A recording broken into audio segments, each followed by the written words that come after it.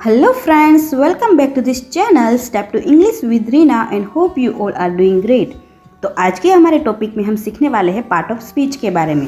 Part of speech क्या होता है? पार्ट ऑफ स्पीच जब हम कोई भी सेंटेंस बनाते हैं उसमें जो भी शब्द हम यूज़ करते हैं उसका क्या काम होता है और उस हम किस तरह से यूज़ करते हैं उसके अनुसार हमने उसे कैटेगराइज किया होता है, तो उन सभी को हम पार्ट ऑफ स्पीच कहते हैं। तो इंग्लिश भाषा में टोटल 8 पार्ट ऑफ स्पीच होती है। उसका क्या काम होता है, उसकी क्या डेफिनेशन होती है, वो सब आज हम जानने वाले हैं। बने रहे वीडियो में एंड तक। तो चलो चलते हैं हम अपनी पार्ट ऑफ स्पीच को समझने की ओर। Noun, pronoun, verb, adjective, adverb, preposition, conjunction and interjection, वो 8 प्रकार की पार्ट ऑफ स्पीच होती है। उन सभी का एक सेंटेंस फ्रेम करने में अपना अपना योगदान होता है। तो वो हम आज समझते हैं हम किस तरह से उसे यूज़ कर सकते हैं। जब हम पार्ट ऑफ स्पीच समझ लेंगे तो हमारे लिए सेंटेंस को फ्रेम करना बहुत आसान हो जाएगा।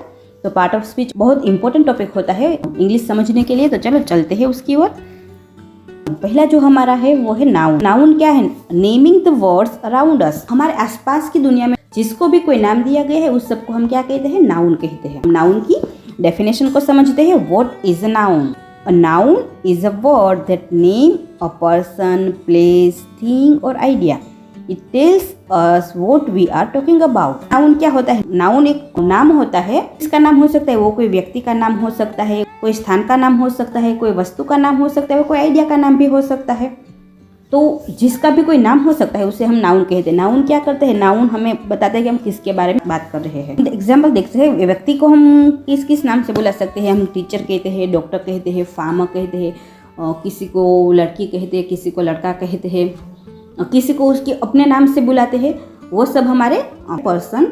हम कोई स्थान को भी नाम देते हैं। कोई स्थान ऐसा तो नहीं होता जिसका कोई नाम नहीं होता। स्कूल, पेरिस, इंडिया, कोई भी स्थान हो उसका कोई नाम होता है, राइट? तो वो भी हमारा नाउन हुआ। कोई वस्तु होती है उसका भी कोई नाम होता है, जैसे कि बुक, एप्पल, पेन।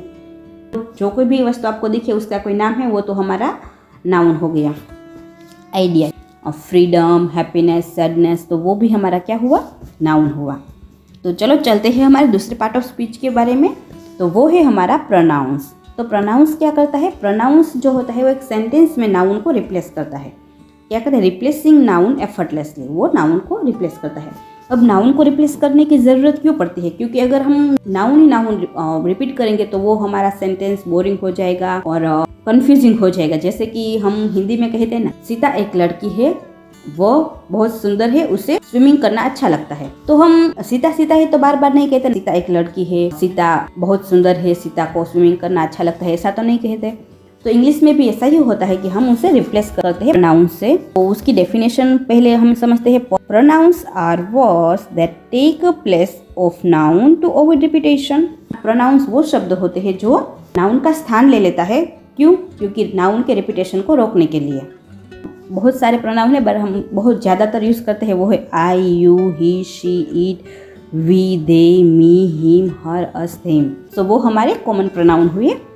और example, instead of repeating Sarah you can say she. Noun के कितने टाइप होते हैं उसे किस तरह से यूज़ करते हैं, प्रोनाउंस के कितने टाइप होते हैं उसे किस तरह से यूज़ करते हैं, वो सभी पार्ट ऑफ स्पीच के बारे में मैं डिटेल में सेपरेट वीडियो बनाऊंगी। तो आपको अगर अपनी इंग्लिश इंप्रूव करना चाहते हो तो चैनल को लाइक, शेयर और सब्सक्राइब करना ना भूलें। तो let's move to the our verbs. Verbs expressing action and states. Verbs क्या करता है? वो हमारे एक्शंस और स्टेट को बताता है। What are verbs? वर्ब्स क्या होता है? एक्शंस यानी कि जो क्रिया हम करते हैं उसे हम एक्शंस कहते हैं, और स्टेट ऑफ बीइंग जो कुछ होने का एहसास देता है उसे भी हम वर्ब कहते हैं। टाइप्स ऑफ वर्ब, कितने टाइप्स के? Action verb and linking verb. Action verb में क्या क्या आता है? रन, ईट, जो भी हम कुछ करते हैं क्रिया वो सब एक्शन वर्ब में आता है। और लिंकिंग वर्ब जो कनेक्ट करता है, जैसे कि आई एम फार्मर। सो आई और फार्मर को किसने कनेक्ट किया? एम ने। सो एम हमारा क्या हुआ? Linking verb. सो एग्जाम्पल्स को देखते हैं। He runs fast. रन्स यहाँ पर हमारा क्या है? वो है हमारा एक्शन वर्ब। जब भी हम प्रेजेंट इंडेफिनिट में थर्ड पर्सन सिंगुलर के साथ पॉजिटिव सेंटेंस में वर्ब में हम एस या एस लगाते हैं, जैसे कि यहाँ रन में लगा है runs. Then let's move to the next. It's adjective. Adjective क्या होता है? एडजेक्टिव नाउन को डिस्क्राइब करता है, प्रोनाउंस को डिस्क्राइब करता है। एडजेक्टिव का पर्पस, एडजेक्टिव डिस्क्राइब और मॉडिफाई नाउन एंड प्रोनाउन। वो नाउन और प्रोनाउन को मॉडिफाई करता है और उसके बारे में उसको डिस्क्राइब करता है, वो कैसा है, उसकी क्वालिटी डिसक्वालिटीज बताता है। Example happy, tall, blue, delicious, वो सब हमारे क्या है, एडजेक्टिव है। Example the blue sky is beautiful, तो यहाँ पर स्काई हमारा नाउन है, तो स्काई कैसा है, ब्लू एंड ब्यूटीफुल, तो ब्लू एंड ब्यूटीफुल दोनों यहाँ पर हमारे एडजेक्टिव हुए। So let's move ahead, adverbs, adding details to verb, adjective and other adverbs. तो एडवर्ब भी वही काम करता है जो एडजेक्टिव करता है। एडजेक्टिव हमारा नाउन और प्रोनाउन के बारे में कुछ बताता है, तो यहाँ एडवर्ब होता है जो हमें एडजेक्टिव, वर्ब और एडवर्ब के बारे में कुछ बताता है। Role of adverb we can say they tell us how, when, where और to what extent something happen. कैसे हुआ, कहाँ हुआ, कब हुआ और कहाँ तक हुआ, वो सब कौन बताता है, वो हम एडवर्ब बताता है। Example quickly, yesterday, very, here, वो सब एडवर्ब्स है। She runs quickly and sings beautifully, वो बहुत फास्ट दौड़ती है, तो क्विकली क्या हुआ यहाँ पर, एडवर्ब हुआ, क्योंकि वो कैसे दौड़ती है, दौड़ने के बारे में बता रही है, डिटेल दे रही है, तो ये एडवर्ब हुआ। और सिंग्स ब्यूटीफुली, सिंग्स वर्ब है एंड ब्यूटीफुली सुंदर तरीके से गाती है, तो वो कैसे गाती है बताती है, तो वो भी हमारा एडवर्ब हुआ। Then let's move preposition, showing relationship. Preposition क्या करता है, वो रिलेशनशिप बताता है, किसकी और किसके साथ रिलेशन बताता है। तो let's see what are preposition, words that show relationship between a noun or pronoun and other word in a sentence। preposition वो होता है noun और pronoun की relationship sentence के दूसरे भाग के साथ क्या होती है वो बताता है। common preposition in, on, at, under, between, beside, वो सब हमारे common preposition है।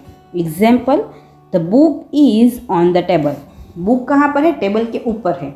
अगर हमने preposition चेंज कर दिया, on की जगह हमने under ले लिया, तो क्या हो जाएगा, तो पूरा सेंटेंस का मतलब ही बदल जाएगा। The book is under the table, वो टेबल के नीचे है, ऑन द टेबल मीन्स वो टेबल के ऊपर है। एंड कंजंक्शन, कंजंक्शन क्या करता है, connecting words and ideas. Purpose of conjunction, conjunction join words, phrase और क्लोजेस, वो वर्ड्स को कनेक्ट करता है, फ्रेजेस को और क्लोजेस को कनेक्ट करता है।